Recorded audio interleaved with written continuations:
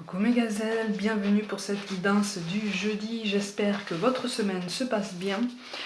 On va regarder comme d'habitude les énergies qui se dégagent de ce tirage et on va voir un petit peu comment on va pouvoir continuer la semaine.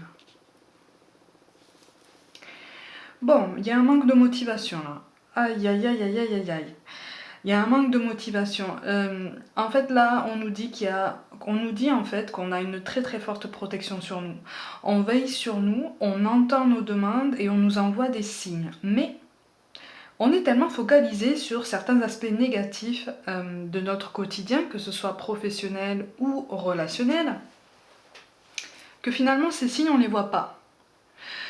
Ces signes, on ne les voit pas. Donc on ne parvient pas à entretenir la pensée positive, on ne parvient pas à travailler la loi d'attraction comme on le voudrait, parce qu'en fait, on ne regarde pas au bon endroit. Et puis surtout, on regarde avec l'ego.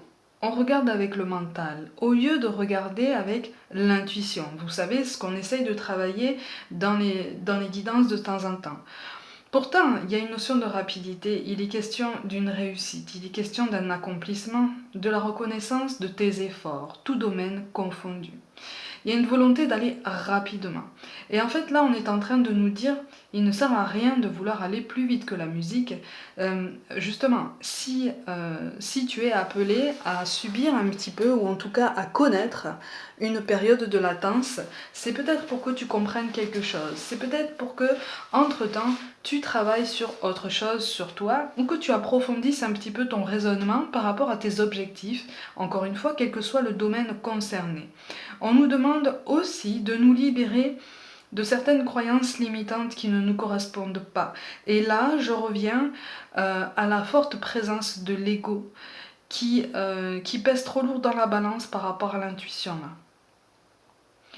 En fait, là, on nous dit presque, on nous dit presque d'éteindre la télé et de construire notre propre raisonnement par nous-mêmes, de construire nos propres ressentis par nous-mêmes, en tout cas d'être plus à l'écoute. Encore une fois, je ne saurais mettre trop l'accent sur les messages que nous envoie notre corps par différents signaux, mais des signaux subtils. Ça peut être un petit courant électrique le long de la nuque, ça peut être des frissons sur le bras, ça peut être... voilà.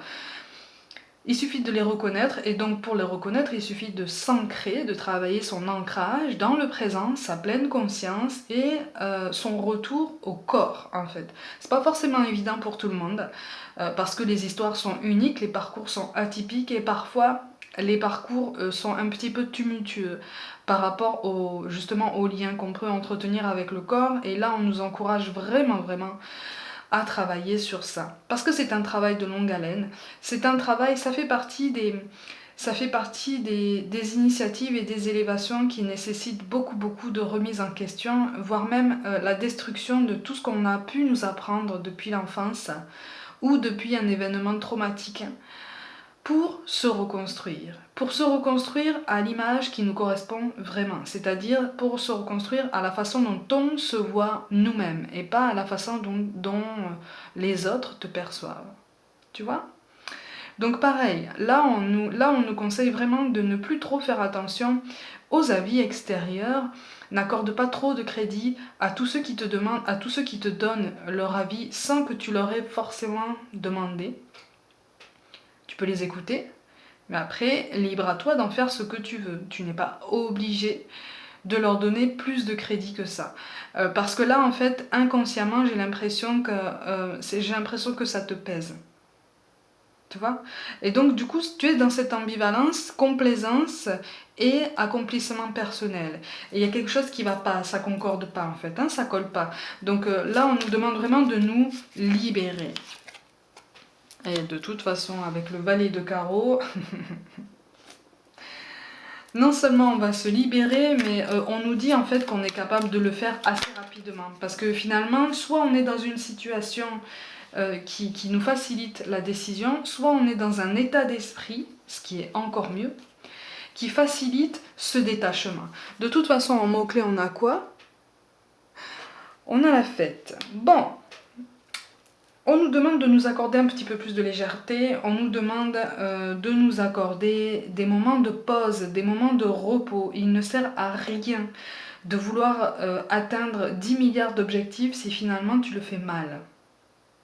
Tu vois, c'est du bon sens, mais parfois quand on est obnubilé par ses objectifs, quand on est vraiment focalisé sur sa réussite, sur son accomplissement, on peut aussi passer à côté de certaines choses qui n'ont absolument rien à voir avec ce que tu vises, mais qui finalement constituent quand même une part importante de ta vie.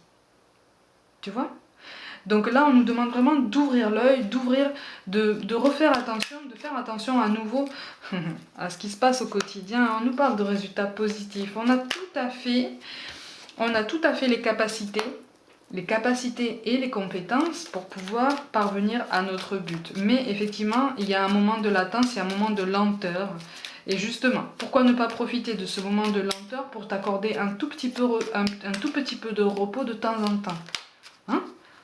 C'est aussi potentiellement les messages que t'envoie ton corps de temps en temps. C'est pour ça qu'on nous parle de résultats positifs. Le soleil est en train de percer les nuages et tu vas voir bientôt les choses sous une lumière différente. Quelque chose qui semblait réellement désespéré va se révéler sous un jour prometteur. Et effectivement, on avait tendance à se relâcher là, on avait tendance à tout remettre en question. Mais c'est la fatigue, hein, c'est la fatigue tant nerveuse que émotionnelle et physique qui font que finalement on n'arrive plus trop à reconnaître les signes qu'on reçoit, on n'arrive plus trop à voir les signes, le côté positif de notre quotidien. Et puis surtout, à la fin, on n'arrive plus trop à prendre d'initiatives positives, voire des initiatives tout court. Et donc quand on en arrive à ce stade-là, hein, ça nous arrive à tous, hein, il est grand temps qu'on se dise je vais prendre un peu de repos, même 5 minutes, hein. Je vais prendre un peu de repos, je vais me mettre un peu à l'écart, ça va me recentrer un petit peu et je vais pouvoir repartir avec une meilleure énergie, une meilleure conscience en tout cas. On nous parle de potentiel créatif. Par nature, tu es infiniment créatif, la vie est un océan de créativité qui attend de s'écouler à travers toi. Tu es libre d'exprimer tous les désirs de ton cœur. Donc, on se libère, on s'ouvre aux possibilités et puis surtout, on ne se refuse aucun objectif. C'est ça qu'on est en train de nous dire. Il y a une période de lenteur, certes, il y a une période peut-être où tu ressens de la stagnation et de la frustration, certes, mais ça ne t'empêche pas de viser encore plus haut. Ça prendra juste un peu plus de temps, et encore, tu sais pas. Tu sais pas à quelle vitesse tout va repartir quand cette lenteur commencera à s'amenuiser. Tu vois? Et à ce moment-là, en fait c'est ça qu'on nous dit. À ce moment-là, on nous dit, sois prêt. Mais quand cette lenteur commencera à baisser, toi, en fait, il faut que tu sois déjà, pas seulement sur les starting blocks, hein, il faut que tu sois déjà lancé dans ta course, tu vois? Et donc, en prenant des pauses régulières, tu vas pouvoir tenir cette course de fond finalement. On te parle de gratitude. Fais de la gratitude ta nouvelle attitude. Les étoiles vont briller de plus belle sur toi. Tout ce qui existe dans ton monde va devenir lumière. On ne s'inquiète pas, on a déjà tout ce qu'il faut, on est déjà dans l'abondance. Et on a déjà plus que ce qu'il faut pour arriver à des objectifs encore plus élevés. Donc, on cultive la zen attitude, ou en tout cas on essaye de se détendre. Au niveau du chemin de vie et donc de la carrière, on a le conquérant de la guérison. Il y a une initiative qui a été lancée là pour certains d'entre vous au niveau professionnel. Une initiative qui a été lancée potentiellement pour soutenir d'autres personnes, pour aider d'autres personnes à s'ouvrir, à se découvrir. Il y a une notion de spiritualité de toute façon, d'alignement. Il y a beaucoup de fragilité. Alors j'ai l'impression que soit il est question d'approche alternative, peut-être plus subtile, mais en tout cas il s'agit d'un public particulièrement fragile.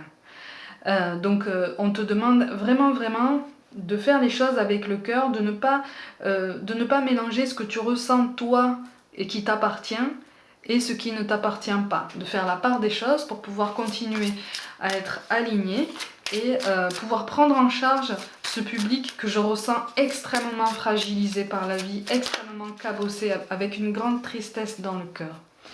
Au niveau du chakra du cœur justement, on a la répétition des schémas. Ok.